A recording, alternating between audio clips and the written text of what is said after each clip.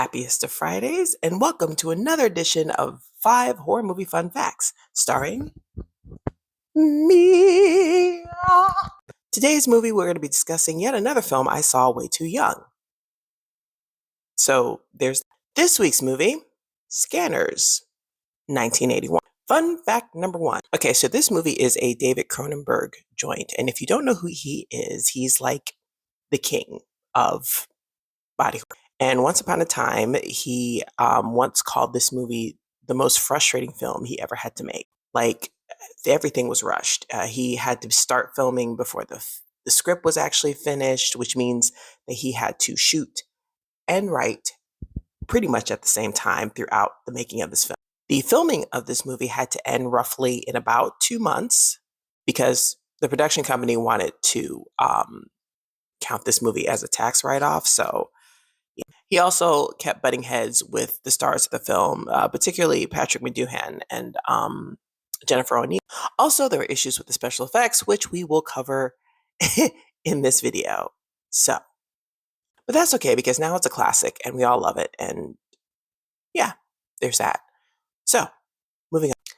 Fun fact number two. So, in February of 2007, the Weinstein Company and Dimension Films announced that they were doing a remake of this movie. Like, apparently all the ducks were in a row. They had a script ready. They had the director picked, who the director, by the way, was this guy, Darren Lynn Bousman, who is also the director of some of the Saw films. Anywho, the movie was slated to be released on October 17th of 2008. Well, that date came and went, and no movie. Years later, during an interview, Boseman was asked what happened with that project. And all he said was that he wasn't about to do this project without the blessing of David Cronenberg, which he never got. So that's why it didn't happen. Which, as far as I'm concerned, is great. Sometimes they need to just leave movies alone, quite frankly. Anyway, fun fact number three. Let's talk head exploding. So for many of us Gen Xers, this scene right here is probably scarred in your psyche forever now.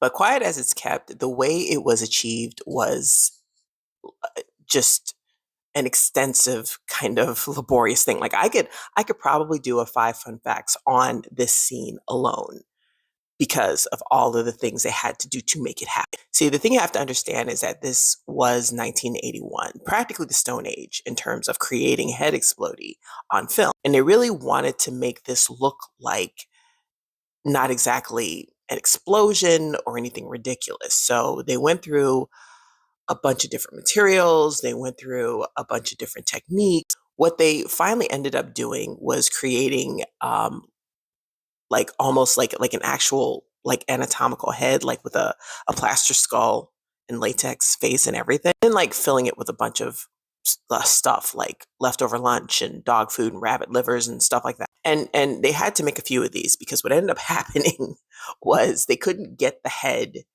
to explode the way that they thought it should. So finally, someone said, you know what?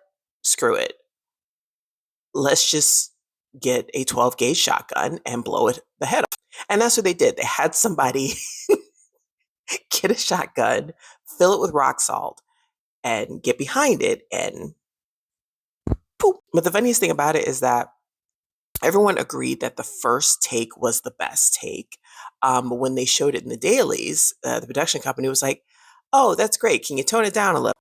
So they had to do it 2 more times. And I think the last time is the one that's in the movie now. But everybody agrees that, the first take was the most awesome take, which is a bummer because I would like to see that take. Not that what's in there isn't traumatic enough, but yeah, anyway, moving on. Fun fact number 4.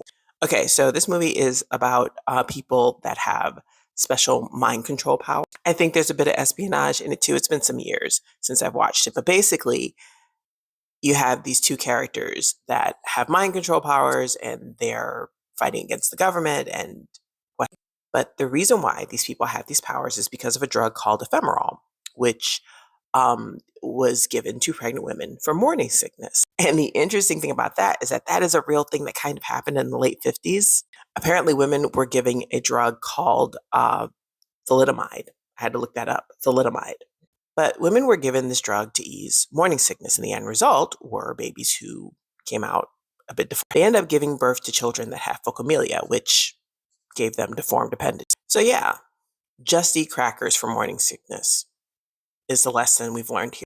And finally, fun fact number 5. Okay, so there are production stills of the final battle between the two main characters that I so wish I could post here. See, the climax unfortunately is cut from the movie, but the production stills exist, and I guess it was actually filmed. But it's a shot of the two characters with one of them with the top of his head exploding, and there are sparks like a firework. Like he looks like a literal Roman candle. It is wild. I'll have to Google it though, because I don't think I can post a picture of a man who looks like a Roman candle on TikTok. I think perhaps they might flag me for that. And that's it for this week's 5 horror movie fun facts. Join me next week. I shall have another one. Bye.